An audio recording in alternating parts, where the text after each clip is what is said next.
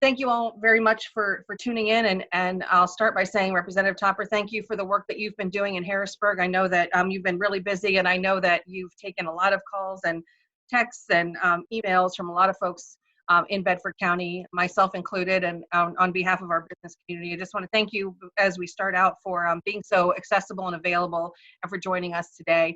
Do you want to start out with just a little bit of an update, especially some reaction to the governor's plan that he revealed last night about the color-coded reentry system for Pennsylvania?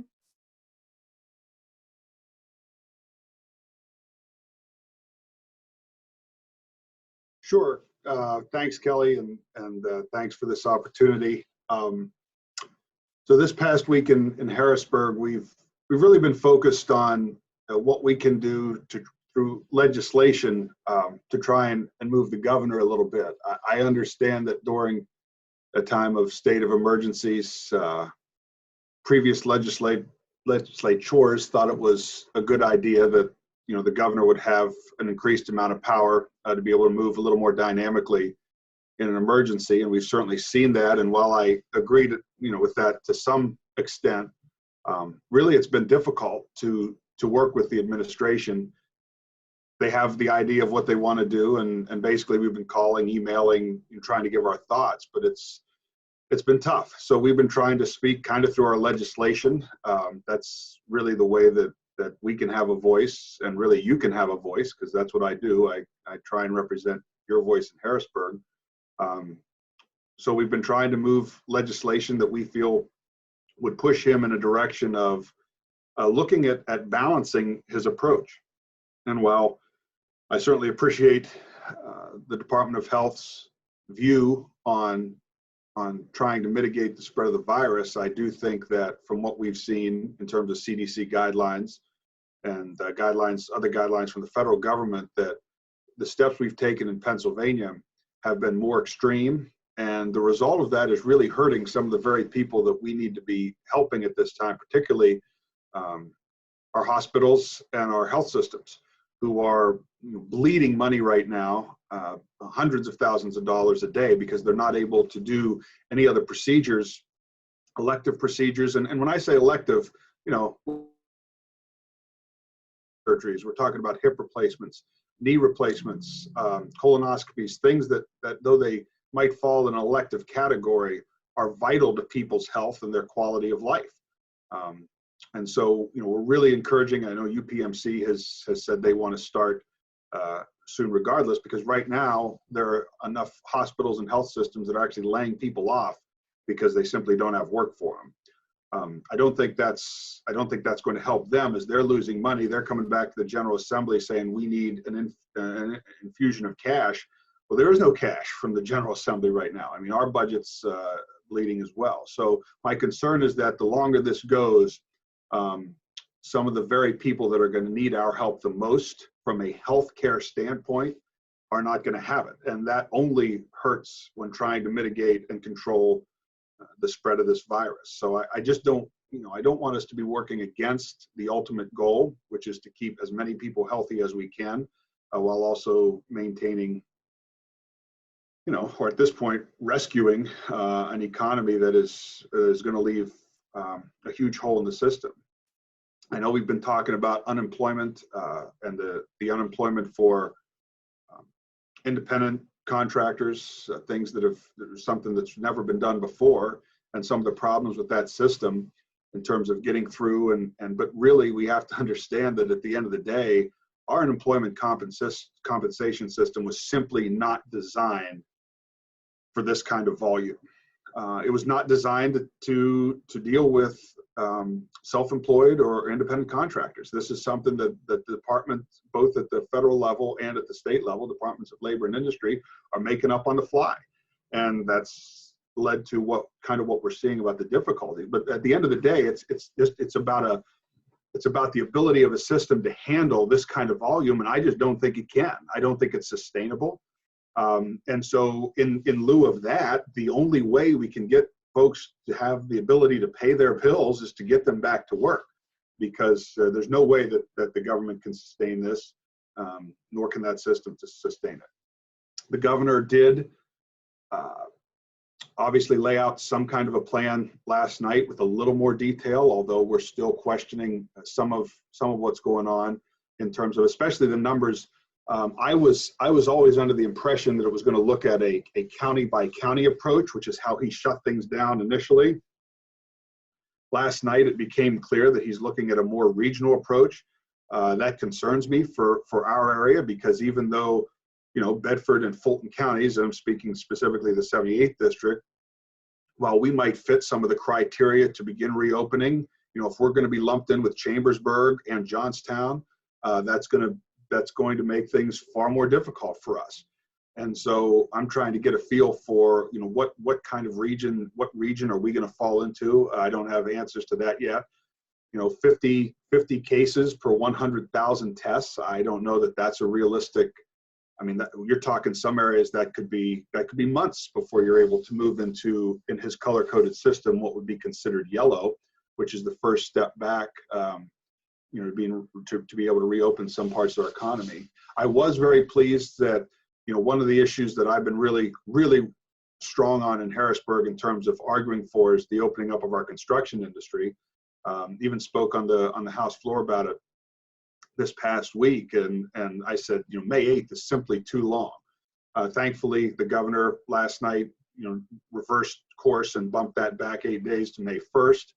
I still think, you know, while that's probably as good as we're going to get at this point for the construction industry, we do have people out at sites even today, just starting to at least, you know, prep those sites, and I think that's important because, you know, as I said in my remarks, the construction industry looks so much different in rural Pennsylvania in terms of the amount, you know, 2- and 3-man crews going out working in places that are empty. I mean, these are all things that can be done far more safely, you know, than going to Giant Eagle at 4 o'clock in the afternoon on a Tuesday. And it's important and vital to get some of these projects going, get people moved into their homes, get, you know, when businesses can open, they have their projects done. I mean, there's a lot of value into getting construction moving even before everything's open back up. We've really been pushing hard, and I think our efforts did pay off in that way. You know, I've heard a lot of people say to me, well, why are you moving legislation when the governor is going to veto it and do his own thing anyway? Because that's the way this process is supposed to work. I'm not just going to sit back and say, well, you know, the governor can do whatever he wants to do, and we're just, you know, I'm just going to sit there and pass out information. This is the only way we can act, is by moving bills. If he vetoes them, he vetoes them. If he doesn't, he doesn't. But at least we're speaking. At least we're able to have and be a part of the conversation. And I think that's critical, to having a voice. So, you know, last night, the thing that frustrates me with some of these press conferences is that, you know, these questions, there's not a lot of opportunity for follow-up. So sometimes you leave with more, because the reporters are not there in person, you know, you can leave with more questions than you had before.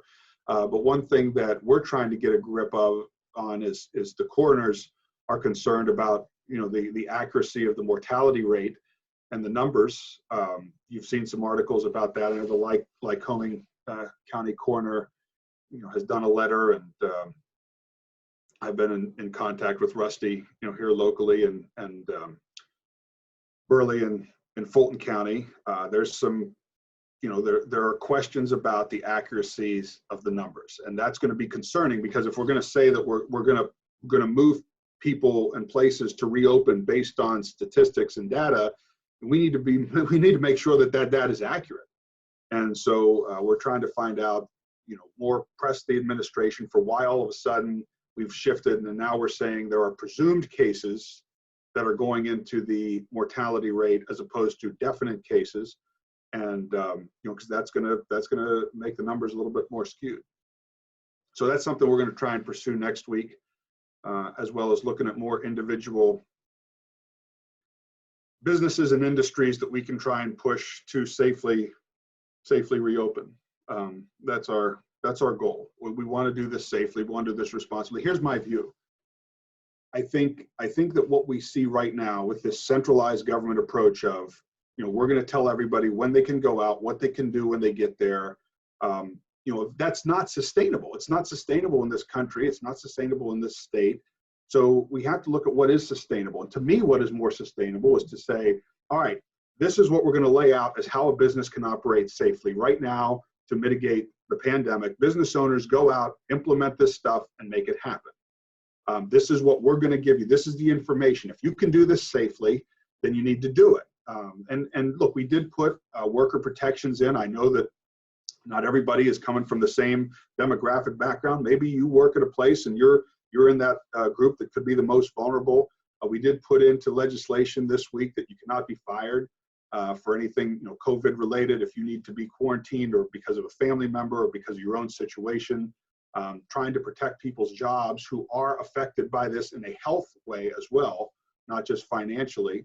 That's the balance that we're trying to strike, because we understand that it is still, this virus is still going to be out there. It's still going to spread, and we want to make sure that people are protected. So we are, and we're moving in that direction as well. He did offer also, I know something that's important to a lot of people is the ability to purchase cars now online. It's not perfect. There's a lot of vagueness in how that can be done because there's still some work that has to be done, paperwork in person. We passed a bill that would actually open them up to appointment only as well, because I think that's a better way to go than just online. But at least we're moving in the right direction. And the reason why automobile dealerships are so critical is because we have a lot of our workers, our quote essential employees, that are trying to get back and forth to work. In an area like this, we have no public transportation. So if their car breaks down or they get in a wreck, they don't have any other options. And it becomes a very essential need to have a vehicle. So, we're pushing on that front as well. And he did, again, I think he did make some concessions there.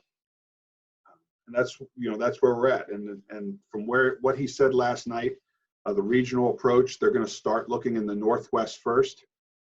Which again is, certainly not what some of us wanted to hear, but I can understand that he wants to run some kind of a test run on May 8th with this regional approach. But I don't know what Northwest means or what North Central means. Like how big of a geographic footprint are we looking at? These are the kinds of answers that we're hoping to get today or tomorrow from the administration, if they even have that information. So that's where we're at, and I'd be happy to take any questions. So while we're waiting for folks to type in some questions, one of the things that the governor talked about yesterday was the reopening based on testing. And you mentioned the testing rate. There was a report earlier this week that Bedford County has one of the worst testing rates in the state of Pennsylvania. So do we have enough testing being done to be able to meet the criteria to be able to reopen? And what is your understanding of testing availability here? So testing testing, the ability to test en masse is not available in most parts of the state. It's available in Montgomery County. It just became available in the Lehigh Valley. Those are two hot spots in the area or in the state.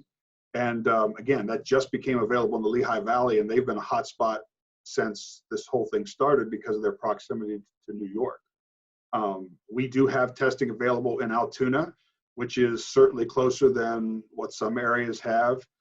Look, I've been of the opinion that this virus has been out here for a while. I do believe that it has probably gone through Bedford County, Fulton County, these other areas as a higher rate.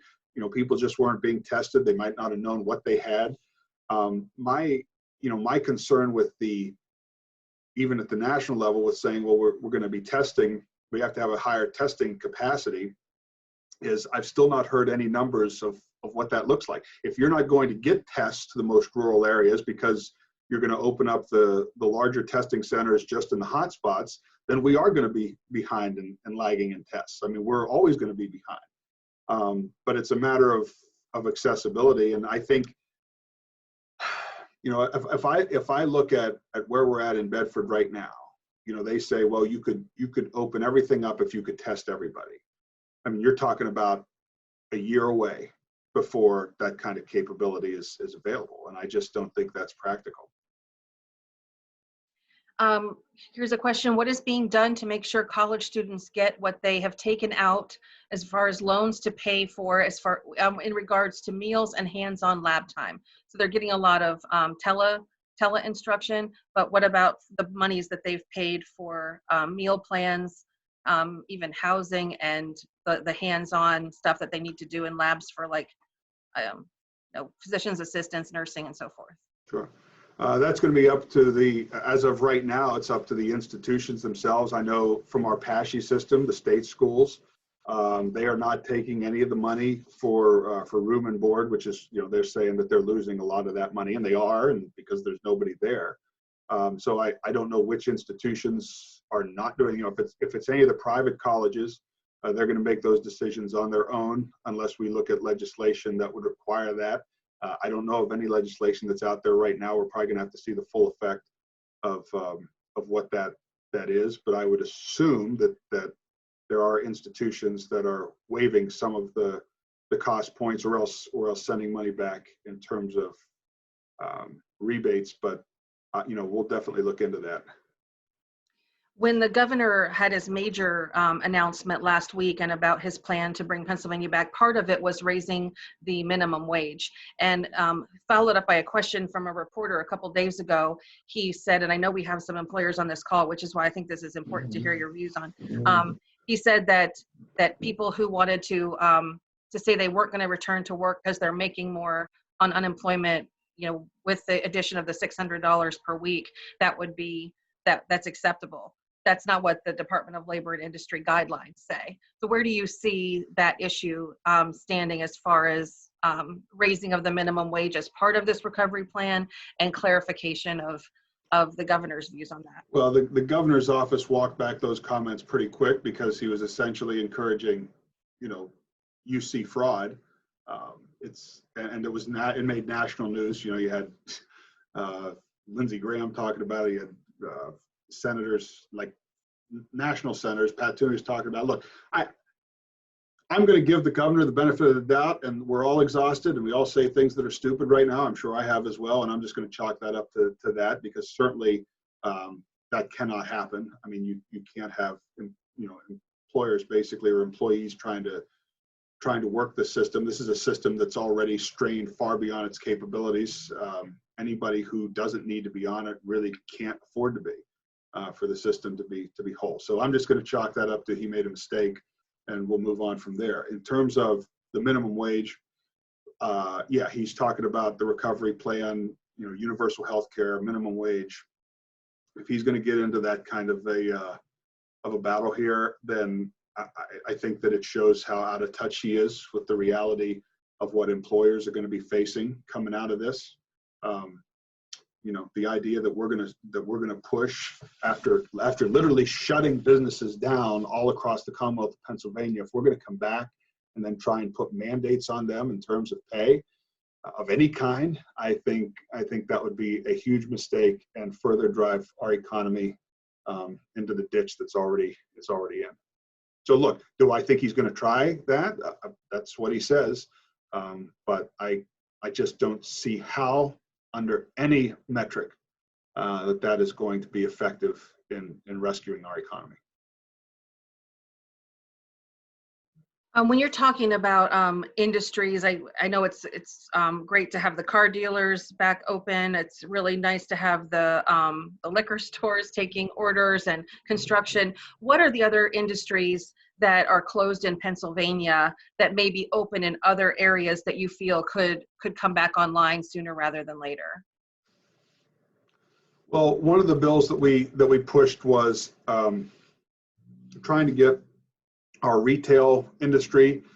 Look, if it's good enough for state liquor stores to offer curbside service, I don't understand why our businesses that sell clothes, that sell any of our retail businesses in any of our little downtowns can also do the same thing, whether it be appointment only or whether it be curbside pickup. The bill basically said these stores could operate if they have one customer per one employee. So in other words, pick an example, here in town, if Julie at Julie's Wearable Arts wanted to schedule somebody to come in and pick up a purchase, she would be able to do that. That's what this bill said you could do. And one of the reasons for that is right now we're funneling everybody into big box stores. Everybody's being funneled in here in Bedford County. Everybody's being funneled into Walmart. I mean, the parking lot is packed almost every day. So that's obviously not something that we're looking for in terms of safety or any of the guidelines that we would follow. But if you spread that out, if people need shoes, if people need clothes, if people need some of the things that are offered in big box stores, we should make that available for our mom and pop and our small businesses as well. So, you know, I would love for that to come online in that manner. And there are some states that have done that. The other thing that we're going to push next week is realtors and real estate, because those are transactions that can happen in small numbers, and those are some of those are life essential. Once again, when you're talking about people who need to find a new home, or people whose leases are up, or people who've been displaced by a fire or something, you know, did not have the ability to have real estate transactions has really been difficult. And no other states around us are as harsh as we are in terms of not allowing some of those transactions. So that's another business, if you will, that we could see, you know, hopefully come back online. And another thing, and I know it sounds kind of weird to talk about this in the midst of a crisis, but there's also legislation out there, and we've been pushing for golf courses. You know, he has said that one of the things that we should be allowed to do is recreate outdoors in small groups. I mean, he opened up fishing, for instance. The fishing season is still open. So, you know, golf courses, if you look at how much money they drive into the economy, that's an industry that in states all around us, including Virginia, Maryland, you're able to still golf. Now, there are restrictions in terms of whether rakes are out or whether you can touch flags, no carts, all those things that courses need to implement, but they still allow it. So that's another thing that we had heard that he was thinking about possibly looking at this weekend, although I know there's back and forth with his administration about that. So that could be something that we also see maybe before everything else is allowed to come open. So as parts of the state start to reopen, what do you see as the maybe the restrictions or the requirements that are going to be placed on businesses in terms of sanitation, PPEs? Will that be done on an industry by industry basis, and who will make those decisions?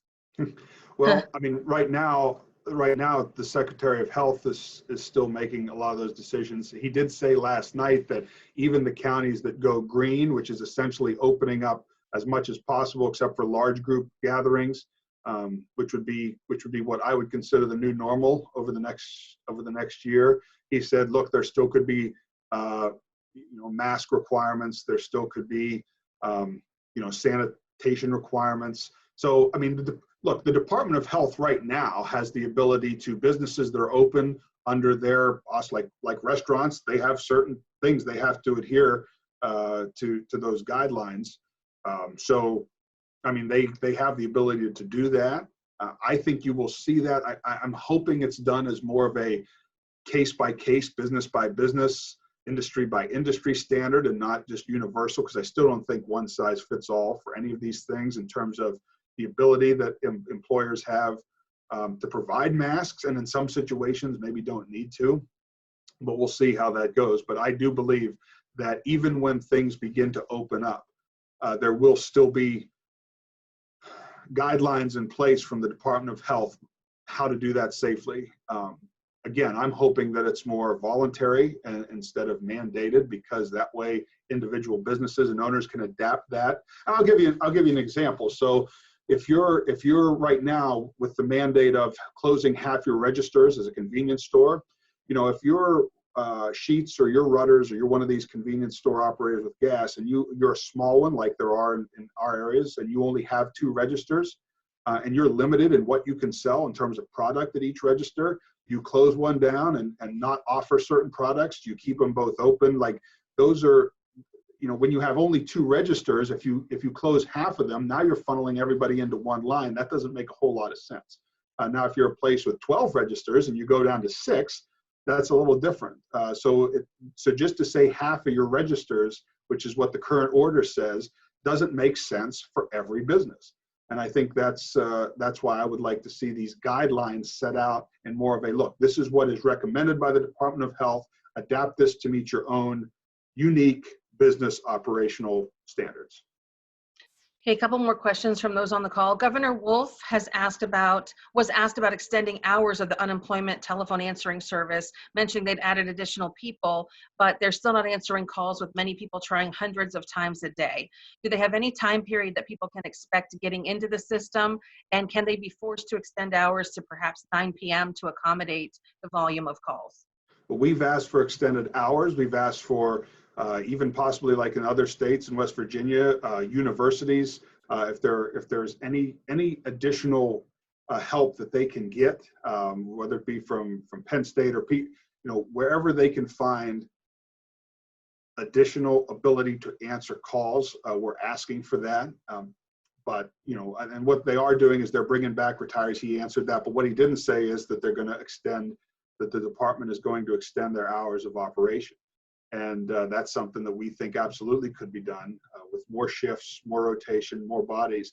But again, I caution that even if we do that, even if your phone call gets answered, which is certainly the first step, my bigger concern is, again, the infrastructure for the money and to get it out is simply not in place for this massive onslaught that they're getting. I just don't think it's sustainable.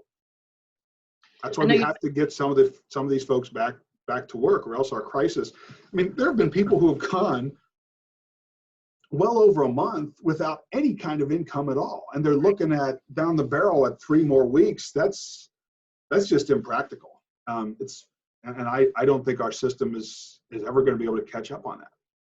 And that includes those business owners, self-employed, independent contractors, gig workers that you'd mentioned earlier, who have not had an avenue for benefits before. Now they're finally able to get on that site, which opened last week and then crashed. And we know the problems that they were having there, which you were trying to help us guide people through. But now they're tough saying, when it opens up at 1:37 in the morning on a Saturday when none of us are in our offices, but. Exactly. But now that site says that you can't even file for weekly benefits yet. You can file your initial claim, but the weekly benefits, the filing will take place later. It'll be retroactive, but that time is really wearing on a lot of business owners, I know. It is. And they're talking about this stuff that's going to be retroactive. I don't trust any of it. I really don't. And I have always been a believer that government running something, anything, is not a good idea. Look, I'm not a liquor store guy. I mean, people who know me know that I probably couldn't tell you the difference between, vodka and anything else. But here's what I do know. Government should not be in the retail business. I don't care what it's selling. I don't care whether it's alcohol. I don't care whether it's shoes. Government should not be in the retail business. We should be out of that.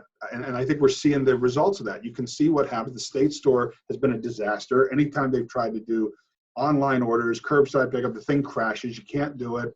And it's the same with government just can't run things like a business. And everybody's getting a chance to see what centralized government looks like right now. This is, anybody who wants to talk about expanding government and letting it run healthcare, I mean, you got to be kidding me. But this is what people who have not experienced socialism or centralized government, they're getting to experience it right now. And it just doesn't work. So, they can say that it's going to be retroactive and all of these things that they're trying to put out there in labor and industry, and I don't trust any of them. Sorry. That's okay. Another question from the folks on the call. Do you have any information on testing for COVID-19 immunity tests, and if they will be made available for individuals, if even for a fee, who may have already had the virus, maybe didn't know it, and could potentially have certain immunities, as well as plasma that could be used, to help folks who are battling the disease, and this could help impact the viability of the stay-at-home order being lifted?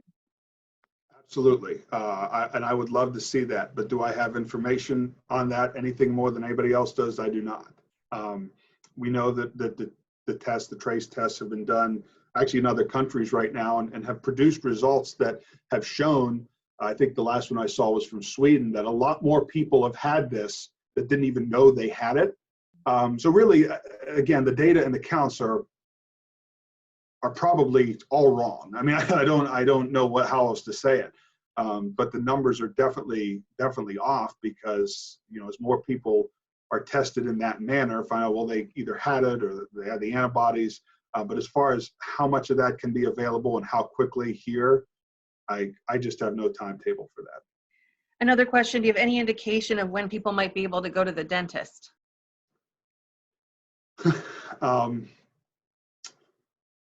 So we believe that falls within the yellow standard, although I was just on a phone call this morning that talked about, doctor's office, dentists, optometrists.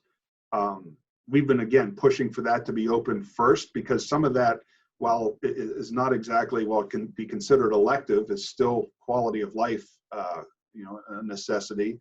So I'm hoping that if the stay-at-home order is lifted on May 8th, that those will be some of the first things to come back online. Again, UPMC as a health system is pushing for that right now.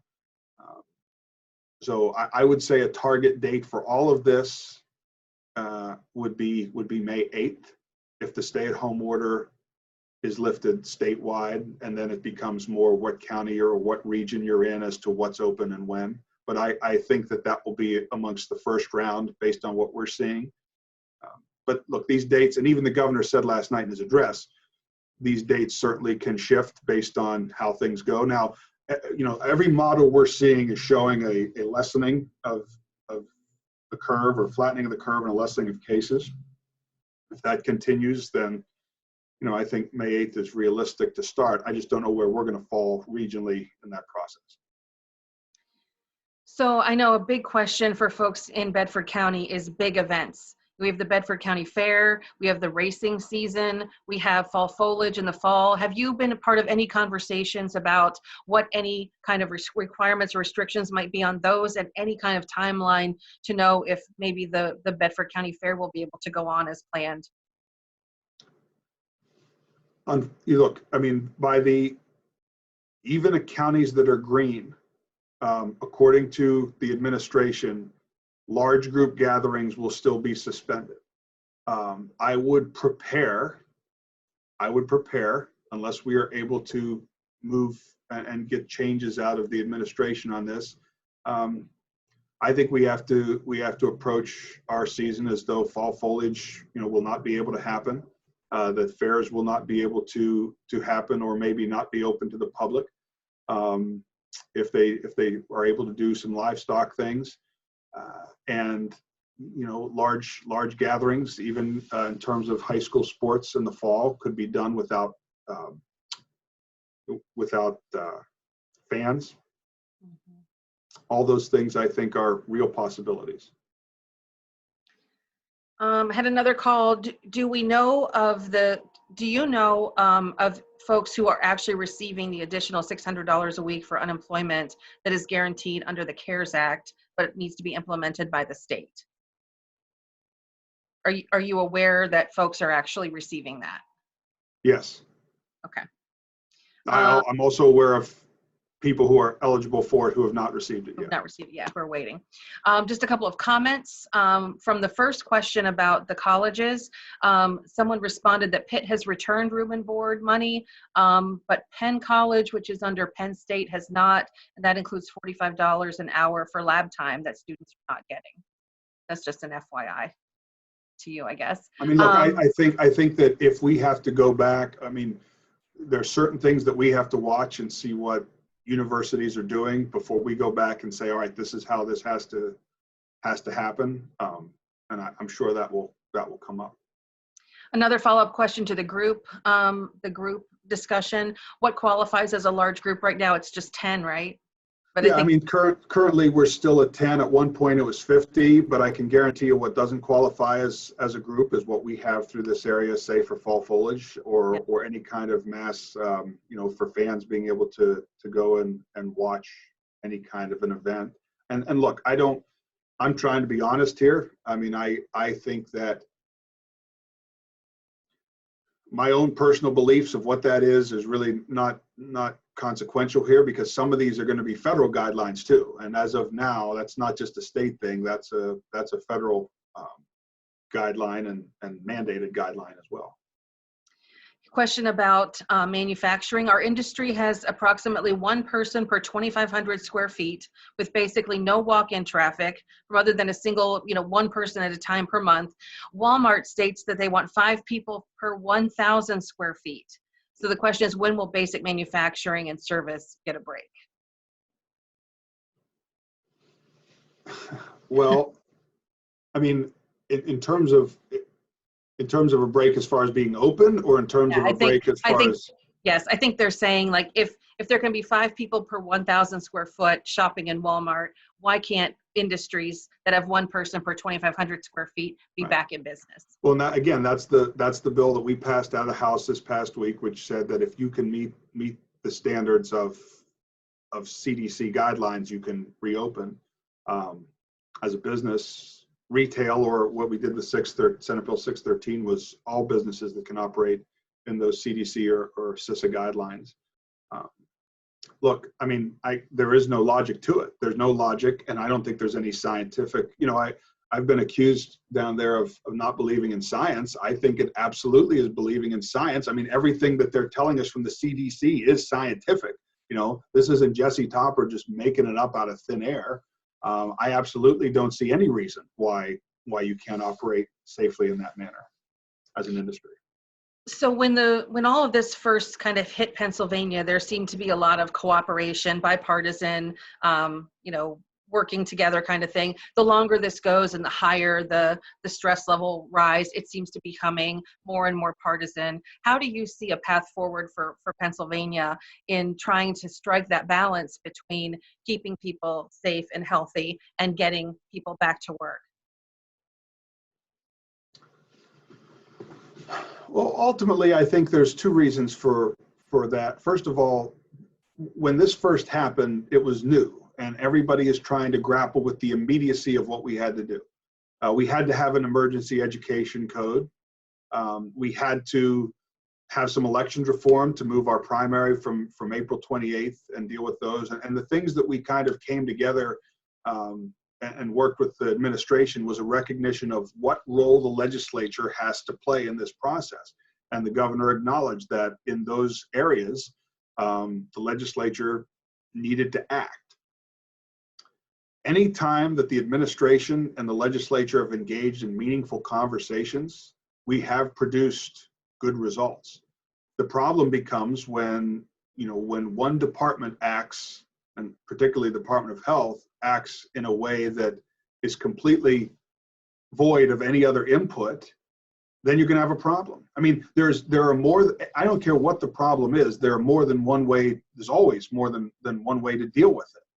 And I think the decisions that are made when there's a collective group looking at it are always better. That's why we passed the Recovery Task Force in Senate Bill 327.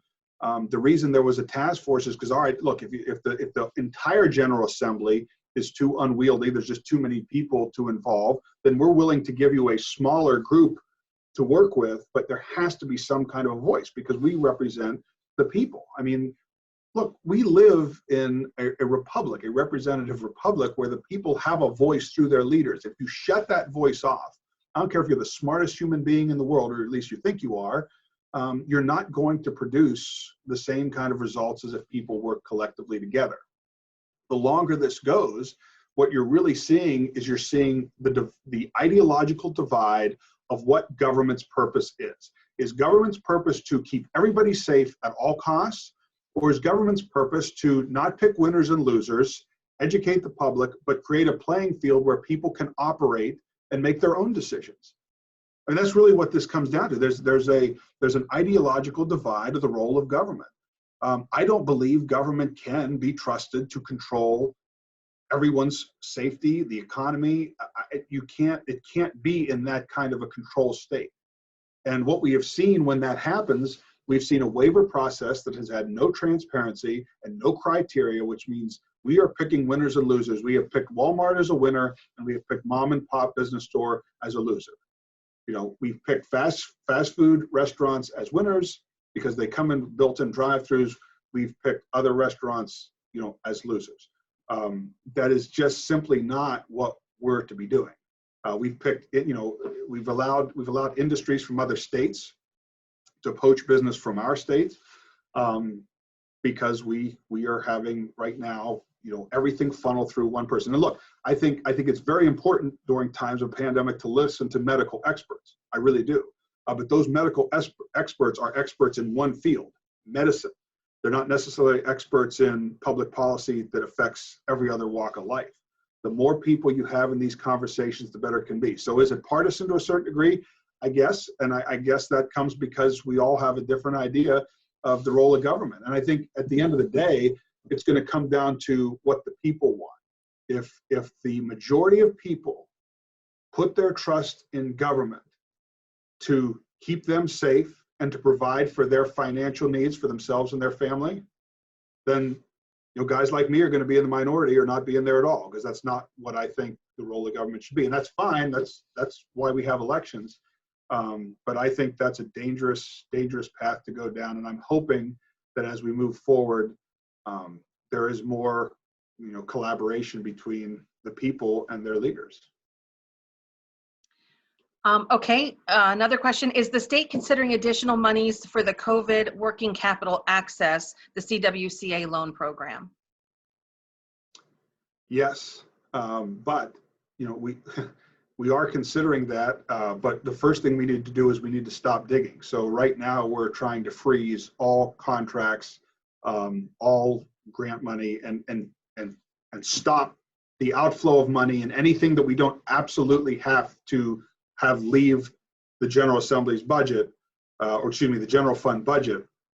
We're trying to stop that, and so that we can see what we actually have to work with over the next couple weeks.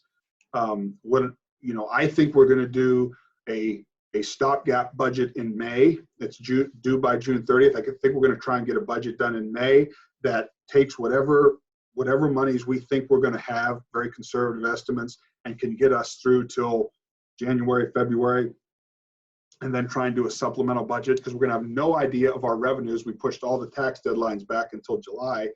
We're not going to have an idea of our revenues until August.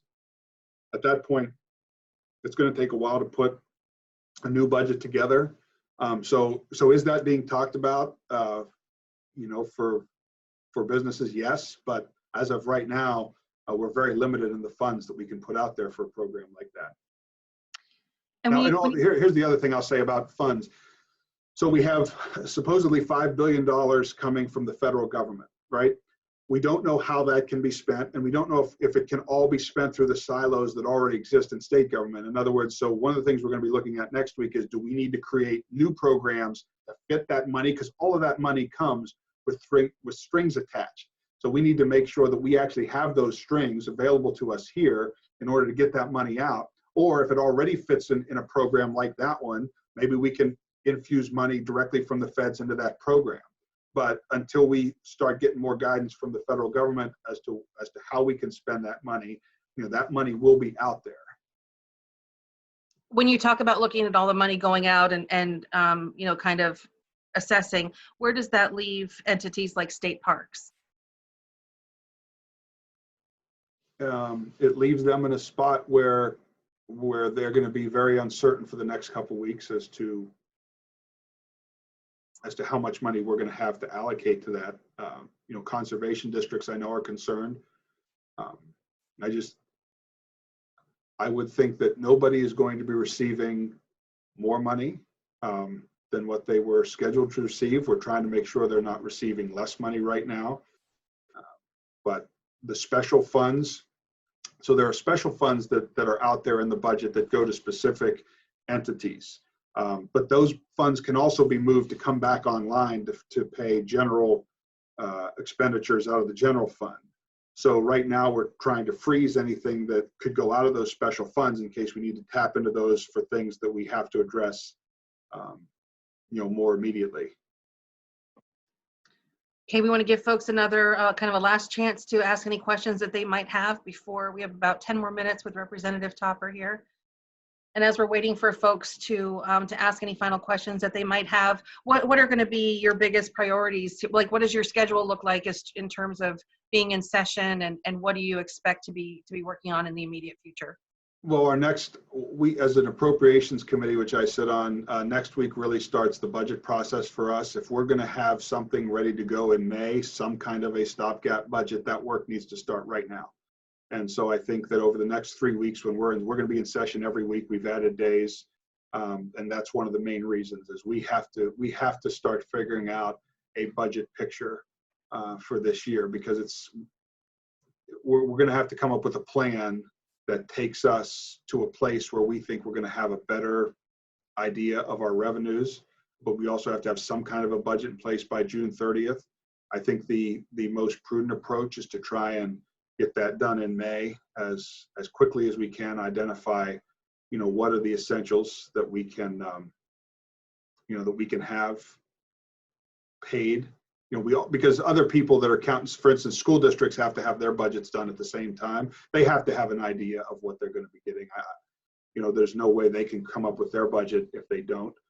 So the sooner we can get an emergency budget in place, I think the better off we will be. And I think that's one of my top goals. And continuing, look, a lot of what we're doing is also the goal is to try and get this unemployment compensation system at least accessible to as many people as we can, so that so that they have some kind of income. I think you'd mentioned a little earlier looking at some liability issues for businesses as folks get back into work.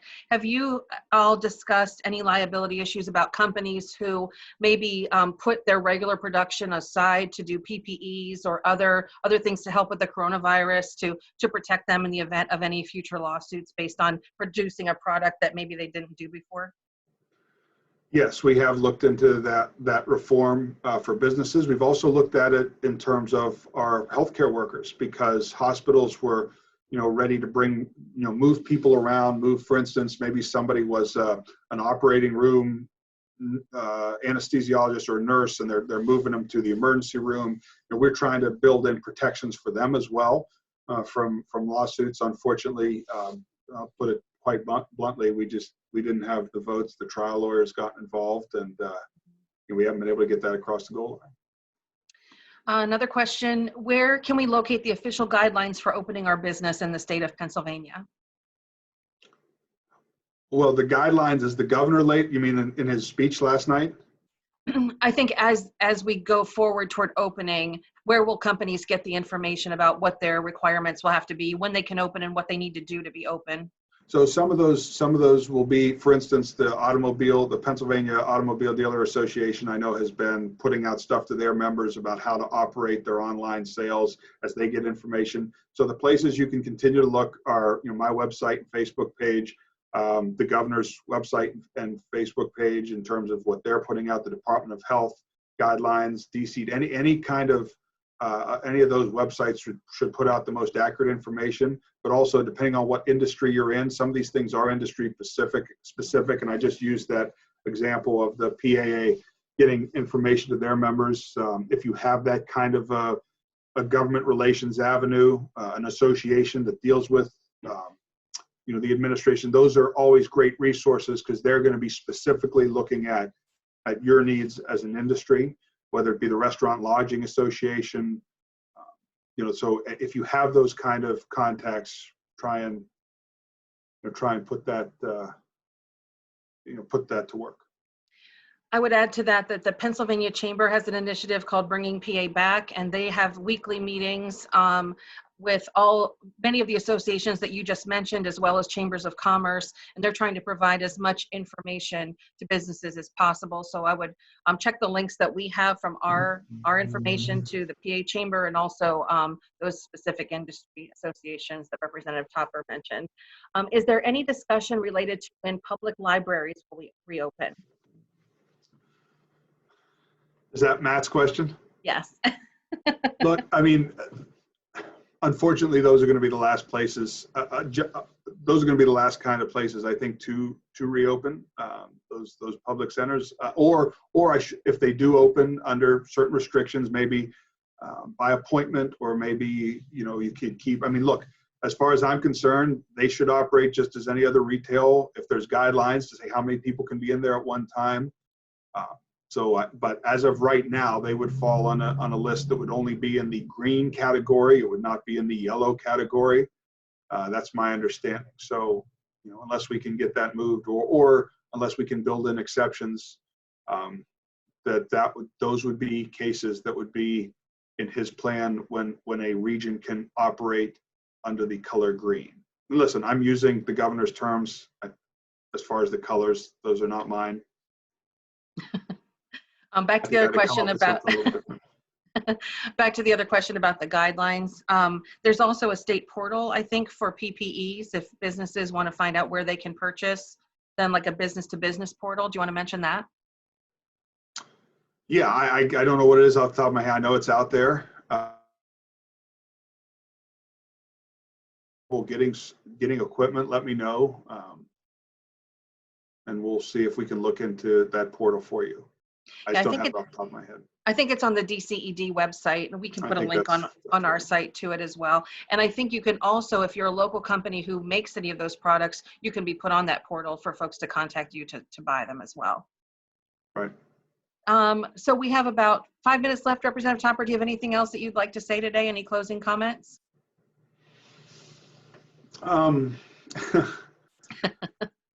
Look, I understand the tremendous stress and difficulty that this has been, or this has had, people have had with this. I'm sure everybody's exhausted. I don't have a lot of answers. I wish I did.